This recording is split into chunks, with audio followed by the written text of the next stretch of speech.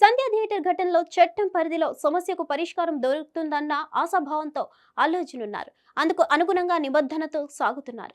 న్యాయస్థానాల మీద నమ్మకంతో నడుస్తున్నారు. అయినా గానీ చట్టం మీద విశ్వాసం లేకుండా మందబలంతో ఏమైనా చేద్దామనుకునే బ్యాచ్ కొందరు నోటికి పని చెప్తున్నారు. అల్లు అర్జున్ వంటి హీరోలను బెదిరించడానికి సిద్ధమవుతున్నారు. టాలీవుడ్ లో మిగిలిన వారందరికీ ఇదో హెచ్చరికలుగా చాటుతున్నారు. వాస్తవానికి డిసెంబర్ 4న సంధ్య థియేటర్ వద్ద ఘటన జరిగినప్పటి నుంచి అల్లు అర్జున్ హుందాగా సాగుతున్నారు. పోలీసుల ఆదేశాలకు అనుగుణంగా సినిమా థియేటర్ నుంచి బయటకు వెళ్లిపోయారు. ఆ తర్వాత రేవతి మరణవార్త తెలియగానే స్పందించారు. ఆసుపత్రిలో ఉన్న బాధితుడి ఆరోగ్యం కోసం ఎంతో శ్రమించారు.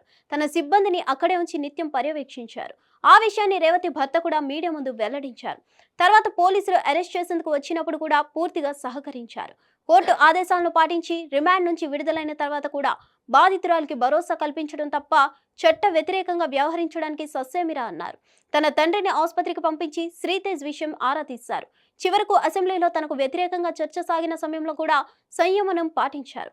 తన మీద దాడి జరుగుతుందంటూ వెల్లడించారు. తదుపరి పోలీస్ విచారణకు నోటీసులకు అనుగుణంగా సాగారు.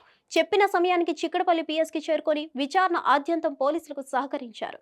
మొత్తం ఈ ఎపిసోడ్లో మొదటి నుంచి చట్టానికి లోబడి ప్రవర్తిస్తున్నారు అల్లు అర్జున్.